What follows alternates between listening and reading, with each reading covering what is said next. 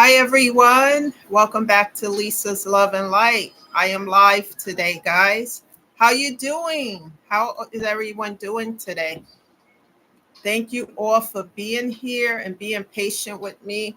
I had some things to take care of earlier, but I am here with you guys with some nice music. I love the jazz, some new flowers, and things to make this a comfortable environment so that when you guys get on and you watch, this can be comfortable for you.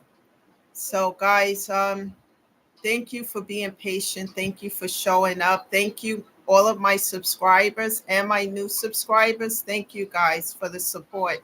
I really appreciate that so much. Thank you guys. So, I hope everyone had a great day and that these messages are really helping you because I want these messages to encourage you to be the best version of yourself that you can be and to keep moving forward. I know that's what I keep doing. Every day is not a good day. Some days, we have challenges, but you keep working to overcome them so that you can enjoy your life. Instead of being at a place of being broken, you can be whole as you heal. So, guys, remember, I'm not a therapist, I'm not a social worker, and I'm not a counselor. I'm just somebody who's gone through a lot of trauma, trials, tribulations, and challenges, and I talk about ways that I've overcome them instead of succumbing to them. So, guys, with that being said, let's get into this topic of discussion today. The topic is doing the work to heal. Doing the work to heal.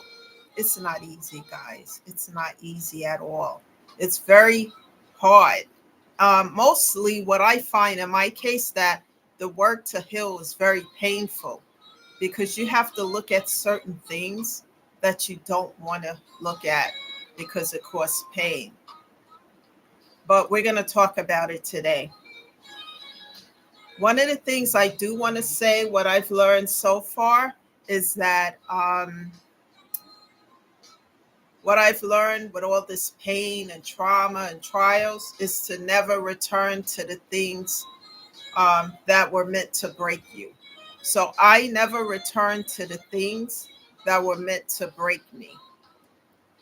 Because if someone want to see you broken down, busted, and disgusted, they want to see you hurt and pain, etc., so forth.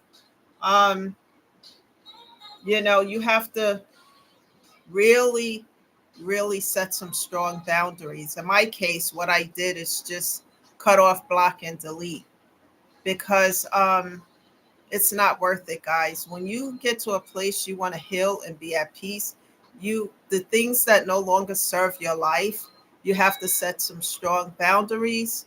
And in my case, I had to cut off, block, and delete for my peace of mind. Doing the work to heal can be extremely painful. You know why it's painful, guys? Because it requires us to address the elephant in the room. It requires us to address it instead of pretending it's not there, walking around it as the elephant grows and get bigger and pretending it's not there. We have to address it head on, face on, see it for what it is, and look at the pain. Address it so that we can deal with it, so that we don't stay in a place of being stuck or stagnated. And sometimes it's necessary when we are going through a lot of grief, like trials, like a domino effect over and over and over again, that we need time to be in a place of solitude so that we don't succumb to these trials and tribulations. Because when you are experiencing these things like a domino effect, once you resolve one thing, here come another and another and another. Those things can affect deeply your mental and physical health. So solitude is necessary. Even meditation. In my case, what I did a lot is stayed in prayer and meditation because it clears the clutter in your mind. These things help your mental and physical health. And it reduces the noise and toxicity that's around you as you focus on yourself and make your mental and physical health a priority. This reminds me of the scripture in a book of Psalms that says, "Be still and know that I am God." I had to learn to do that because as a Virgo and as a person who always want to be on top of everything, sometimes we have to sit back and let God handle certain situations, especially situations that are beyond our control. When things are beyond our control, we have to let go and let God. I didn't know how to do that, and I had to learn to do that because I'm so used to doing everything. If I don't do it, it doesn't get done kind of attitude. But certain things that happens in our life, sometimes we have no control over it, guys. And those are the things that we give those burdens and situations to God so that God can handle those things. He wants us to come to Him. He wants us to trust Him. And I had a hard time doing that in the beginning with all these things that was going on back to back to back, pain, all types of trauma and trials and tribulations. And, at first, because I didn't know what this was, I was just really angry with God. And I was saying a whole bunch of things, until I finally made my peace with God. Um, I made my peace after I started to do the work to heal and start to look at things from a different perspective. I had to learn to do this amidst the trials and tribulations. It hasn't been easy. It wasn't easy because these storms felt overwhelming, like the doors were closing or the walls were closing in, I should say. Right. And I had to learn to trust God and continue to persevere no matter what things look like in the natural. Um, Pain and loss, guys, I will tell you from my personal perspective and experiences with pain and loss, a whole lot of loss, is that this pain and loss will change your life forever. These things will change you. What doesn't break you will make you stronger. And as I said, I learned to draw my strength from God. Spending time, um, this is something that I want to talk about. I have a friend right now who's kind of ill. Um, we grew up together. I've known her since I was 14 years old. And lately, I've been spending a lot of time talking with her, encouraging her, praying for her. Um, we know each other's families, and so I spend a lot of time in prayer, hoping for her recovery. And sometimes she shows up to watch these videos. And if she's here, I'm letting her know I love you dearly, because tomorrow is not promised to any of us. So those who are in our life that mean a lot to us, let those folks know that you love them, you know, and any types of problems or situations that you had, resolve those because tomorrow is not promised to anybody, and it's important to be at a place of communication and, try to resolve those issues. And I'm not talking about toxic people in your life who just don't care and who bring toxicity and disrespect. I'm talking about people that you've had misunderstandings with, and you have to come together and try to resolve those things because life isn't promised, tomorrow isn't promised to any of us. We all have an expiration date, so please make sure that you tell people that you love them and how important they mean to your life because tomorrow is not promised to any of us, you know and like I said, I've been spending a lot of time talking to her because you know, especially now, letting her know that she's greatly loved and, that I'm in prayer for her. So, guys, also, with that being said, persevere, I should say, and stay in prayer with God because we are in times right now where the toxicity seems to be the norm, the disrespect, uh, the negative attitudes, everything that is toxic is what I'm seeing growing in this world today.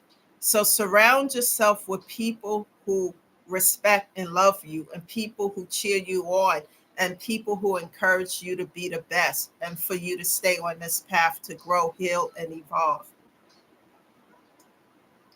Because with this growing negativity in this world today, not everybody is going to be happy for you, you know. So anything that's not for your highest good, set strong boundaries. I know that's what I do, because I cannot put myself in a place to regress from the healing I've done, to go back to a place of where the pain almost broke me.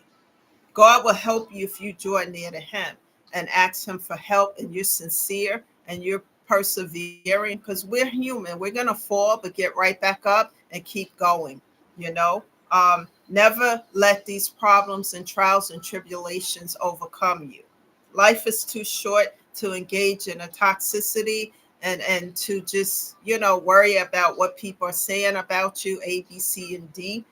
What I do is I minimize the noise. And if people want to believe whatever they want to believe, I let them. And I stay focused on my mental and physical health, because without that, guys, we can't take care of ourselves or anything else outside of us. Heal the pain by facing it head on, so that you can heal from the inside out. Because if you pretend it's not there, it's not bothering you, then you stay in a place of being stuck and stagnated. And then you can't grow, heal, or evolve. And what that means is that those circumstances, people, and situations that cause the pain for you will keep you in a place of being stuck and stagnated. Take back your power, and live your life to the fullest instead of just existing. Set strong boundaries as you get on this journey to heal, so that the distractions cannot come in and people can't bring the toxicity to your front door or your table.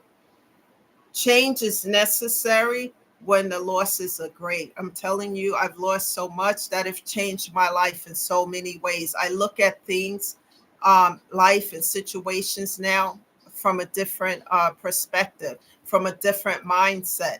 Instead of from a broken mindset, I look at things from a different perspective,